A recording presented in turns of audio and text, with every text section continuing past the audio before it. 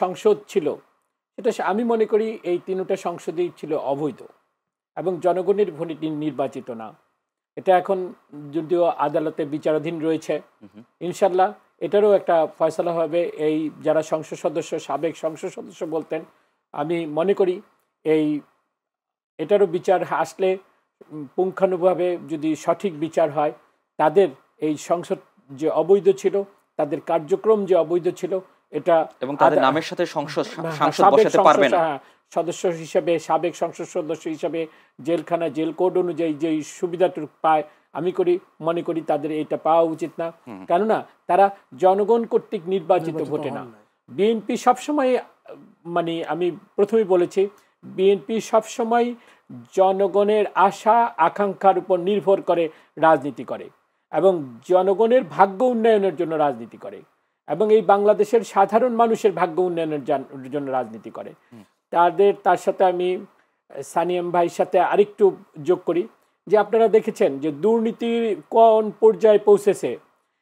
যে পদ্মা সেতু নির্মিত হয়েছে সেখানে এরকম 9টা পদ্মা সেতু করা যেত। বিএনপি সবসময় বিরোধী মতকে সম্মান করে। আচ্ছা, এখনো বিএনপি বিরোধী মতকে সম্মান করে। আমরা বিরোধী লোক, আমার বিরুদ্ধে সবাই আমার পক্ষে থাকবে এরকম না। বিরোধী মত থাকলে মানুষের আপনারও ভুল ত্রুটি থাকতে পারে, ভুল ত্রুটি সংশোধনের একটা জায়গা থাকতে পারে, জায়গা হবে।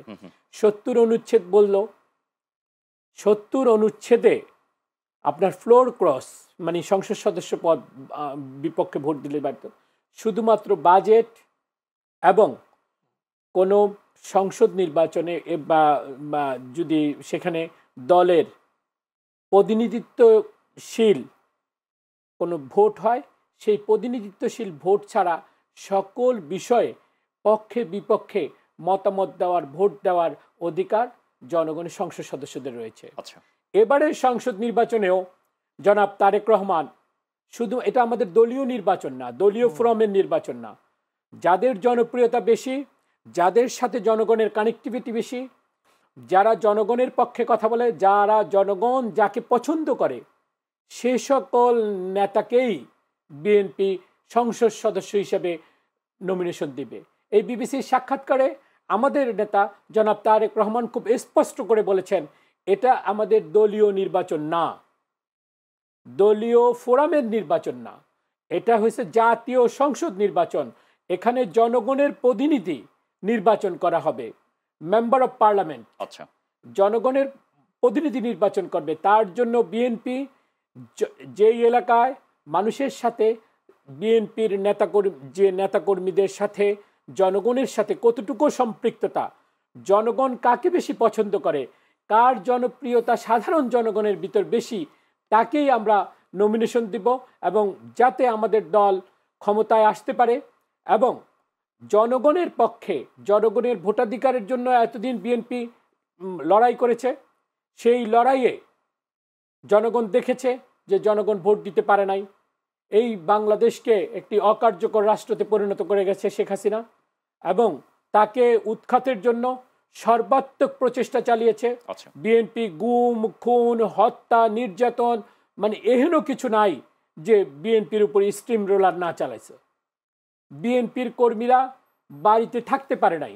বিএনপির কর্মীরা, আমার দুঃখের সাথে বলতে হয় যে বিএনপির কর্মীরা মানে মিছিলে গিয়েছে না খেয়ে, বাড়িতে ফিরেছে স্যান্ডেলটি রাস্তায় হারিয়ে, তাদের সর্বস্ব খুইয়ে তাদের উপর যে স্টিম রোলার চালিয়েছে, তারা সর্বোচ্চ ত্যাগ ও ত্যাগে মহিমান্বিত হয়েছে। এবং তাকে অ্যাড করে দিচ্ছে, সম্ভবত আমি যদি ভুল না করি, ভোলা একজন ছাত্র তো সেই সময় নিহত হয়েছে। হ্যাঁ, ছাত্র দলের সভাপতি নুরে আলম নিহত হয়েছে এবং স্বেচ্ছাসেবক দল নেতা আব্দুর রহিম নিহত হয়েছে। সেই মিটিংয়ে আমি ছিলাম। বিনা উস্কানিতে পুলিশ গুলি করেছে। আমাদের মোশাররফ হোসেন ভাই সেই সময় বিএনপির কেন্দ্রীয় নেতা, তিনি সেই প্রোগ্রামে ছিলেন। আমাদের সভাপতি আলহাজ গোলাম নবী আলমগীরের উপর লাঠিচার্জ করা হয়েছে, তাকে রক্তাক্ত করা হয়েছে এবং আমরা এই এই জায়গা থেকে কিভাবে উত্তরণ হতে পারি? আমরা হচ্ছে যে একটা সুন্দর বাংলাদেশ, একটা আগামীর বাংলাদেশ, একটা সুন্দর সুখী সমৃদ্ধ বাংলাদেশের দিকে আমাদের নিয়ে যাওয়া দরকার। এবং নির্বাচনটা কিন্তু সেই জন্যই কিন্তু এখন কিন্তু এর জন্যই আমরা বলি যে জেড জেনারেশন, জেএনজি যাদেরকে আমরা বলি, তারা এই যে জুলাই আন্দোলনে তাদেরও ভূমিকা রয়েছে, তারাও আমাদের সাথে ছিল। একক কৃতিত্ব এখন এখানে কাউরি না, একক কৃতিত্ব আমরা কখনোই নেই না। এই দেশের জনগণকে আস্তে আস্তে সকলকে ঐক্যবদ্ধ করেছে। ইতিহাসের পাতায় স্বর্ণাক্ষরে লেখা উচিত, এই প্রবাসে বসে একটি দলকে যেভাবে আমাদের নেতা জনাব তারেক রহমান নেতৃত্ব দিয়েছেন, সেটা পৃথিবীর ইতিহাসে বিরল একটি দৃষ্টান্ত। এবং আপনি দেখবেন যে পাকিস্তানেরও অনেক নেতা ছিল যে বিদেশে প্রবাস জীবন অতিবাহিত করেছে। তিনি সবসময় স্কাইপিতে এবং যে সংযোগের মাধ্যমে মানুষের সাথে যে মানুষের একটা যে সংযোগ, তিনি 24 ঘন্টার ভিতর প্রায় 16 থেকে 17 ঘন্টাই মানুষের সাথে কানেক্টিভিটি এবং যোগাযোগ রক্ষা করে চলেন, এবং এটা খুব দ্রুহ কাজ। এর জন্য তিনি কিভাবে নেতৃত্ব দিয়েছেন মাঠ পর্যায়ে আপনি দেখবেন, প্রথম আমরা জেলা পর্যায়ে করেছি, তারপরে বিভাগীয় পর্যায়ে করে আস্তে আস্তে আমরা সেটাকে 28শে অক্টোবর ঢাকা মহাসমাবেশে কেন্দ্রীয় পর্যায়ে নিয়ে এসেছি। প্রত্যেক বিভাগে একটা রুরাল নিচের থেকে প্রত্যেকটা লোককে সংঘবদ্ধ করা, ঐক্যবদ্ধ করা। আজকে আমরা এসেছি, আপনারা কি মনে করছেন আপনারা ঐক্যবদ্ধ আছে? বিএনপি ঐক্যবদ্ধ আছে এখন? হ্যাঁ, বিএনপি আগের যে কোনো সময়ের চাইতে ঐক্যবদ্ধ।